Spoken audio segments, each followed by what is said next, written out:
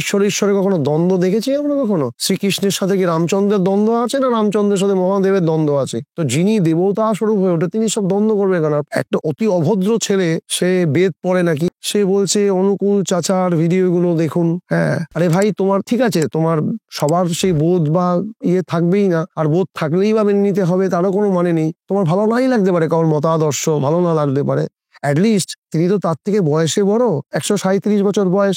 ঠাকুর যদি শরীরে থাকতেন, তার সম্পর্কে কিভাবে কথা বলতে হয় তোর বাপের থেকেও তো বড় হিসাব মতন। তোর বাপের যে বয়স তোর দাদুর থেকেও বড়, অ্যাটলিস্ট তাকে কি বলে ডাকতে, সম্বোধন কথা কিভাবে সম্মান করতে, এইটুকুনি ননসেন্স, কমন সেন্সটুকু তার নেই। সে নাকি বেদ পড়ে, তার কাছে নাকি মনুস্মৃতি, বাড়িতে লাইব্রেরির মতন ওখানে বসে ভিডিও করে। ভাই, এসব হয় তোমরা ঋত্বিকদের ডাকো। আরে বাবা, তোমাদের ঋত্বিক যে তোর সাথে কথা বলে লাভ কি আছে? ওটুকুনিতে বুঝতে পারলাম যে তার বোধ কতটা। বেদ মানে তো বোধ, বেদ মানে যেমন জ্ঞানটা আসে কোথা থেকে? বোধ থেকে আসে। ওর তো বোধই নেই, বড়দেরকে রেসপেক্ট করতে হয় কোথা থেকে? সে বলছে ওই তীর্থ, ওর হয়তো কথা বলার স্টাইল, যেহেতু অভিনেতা, ও ভালো অভিনয় করে আর দেখতে শুনতে যথেষ্ট ভালো। ওকে আবার অঙ্গভঙ্গি করে দেখাচ্ছে, একবার এরকম করে তীর্থ, একবার এরকম করে ওকে দেখাচ্ছে তীর্থের কথাটা। আমাদের যে ইষ্টভ্রাতা যে ঠাকুরকে নিয়ে কন্ট্রোভার্সি করছে বলেছে, আরে ভাই, তীর্থকে তো দেখতে সুন্দর, ওকে তো ওটা মানাচ্ছে।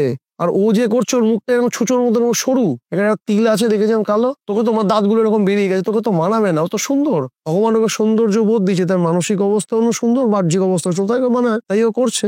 ও তো আমার গুরু ভ্রাতা আর ভালো ছেলে, যতদূর আমি ওকে, তার সামনাসামনি খুব একটা কথা হয়নি, একবার দেখেছিলাম, খুব ভদ্র ছেলে। ওর বলার ধরনটা হয় ওরকম, ও তো কাউকে খারাপ কথা বলছেন না। ও না শ্রীকৃষ্ণকেই বাজে কথা বলেছেন, মা জগন্নাথকে নিয়ে ও তো কোনো খারাপ কথা বলেননি। ও একটা উদাহরণ দিতে গিয়ে তীর্থ বলেছেন যে মহাপ্রভু কেন দুটো বিয়ে করলেন, ঠাকুরের ভিডিও নিয়ে বিয়ে কথা বলতে। এক্সাম্পল স্বাভাবিক প্রশ্ন হবে তো। আমিও তো অনেক জায়গায় বলছি ঠাকুরের যদি দুটো বিবাহ তো আপত্তি, শ্রীকৃষ্ণ তো 6টা বিবাহ করেছেন। তো ব্যাপারটা হচ্ছে, এটা তো একটা প্রশ্নের উত্তরে প্রশ্ন উত্তর। সেখানে সে তো কাউকে ছোট করছে না, না মহাপ্রভুকে ছোট করেছে, না জগন্নাথকে ছোট করেছে, কাউকে শ্রীকৃষ্ণকে ছোট করেছে।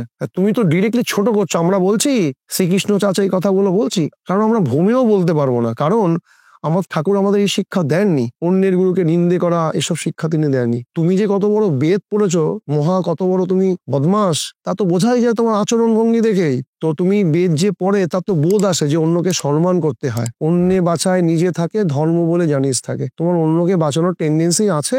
তুমি বলছো ভদ্রভাবে, কথাও তো বলা যায়। তুমি তাকে বলছো তার যে গুণ আছে, ও এইভাবে অঙ্গভঙ্গি করে সেটাকেও ভেঙাচ্ছে। আরে ভাই, তুমি পারছো না, তুমি করো না। ওকে তো ভালোবাসো, তাই তো অভিনেতা, ও তো ভালো ছেলে। তীর্থ মল্লিক বলে একটা ছেলে আছে, ভিডিও করে, ও ফেসবুকেও আসে।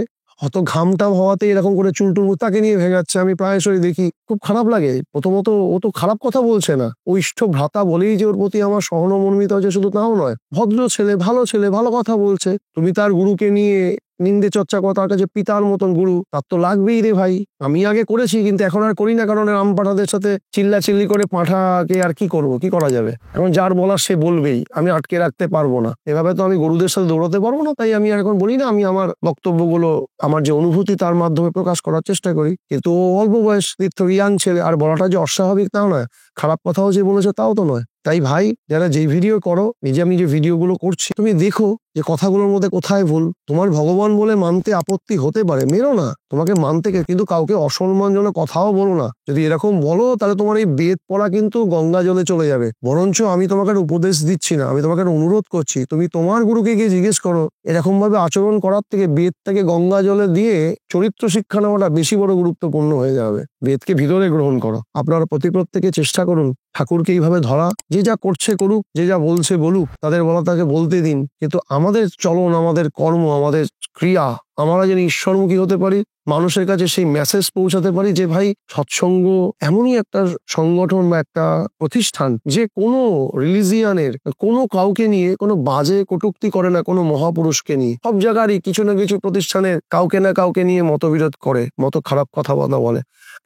ঠাকুরের বাড়িতে এরকম কিন্তু দেখা যায় না, কোথাও দেখবেন না। এটা ঠাকুরের শিক্ষা। যাই হোক, আপনারা প্রত্যেকে লতাসব অবলম্বন করুন আর আদর্শরূপ বিক্ষোভে জড়িয়ে ধরুন। সিদ্ধকাম নিশ্চয়ই হবেন। ভালো থাকুন। জয় গুরু। প্রভু শ্রীরাম, শ্রীকৃষ্ণ, ভগবান বুদ্ধ, প্রভু যিশু, মোহাম্মদ, শ্রী চৈতন্য, শ্রীরামকৃষ্ণ, শ্রী শ্রী ঠাকুর অনুকূল চন্দ্র, ভারতের সনাতন আর্য সংস্কৃতির মেলবন্ধন একই প্ল্যাটফর্মে, একই সাথে। আপনাদের হাতের মুঠোয় নিয়ে এসেছে কল্কি অবতার অ্যাপ। শিক্ষা, অনুপ্রেরণা আর আধ্যাত্মিক বিনোদনের এক অনন্য ভাণ্ডার। এখন 3টি ভাষায় উপলব্ধ, বাংলা, হিন্দি ও ইংরেজিতে। আজই ডাউনলোড করুন গুগল প্লে স্টোর থেকে সম্পূর্ণ বিনামূল্যে। লিংক পাবেন ভিডিওর ডেসক্রিপশন ও পিন কমেন্টে।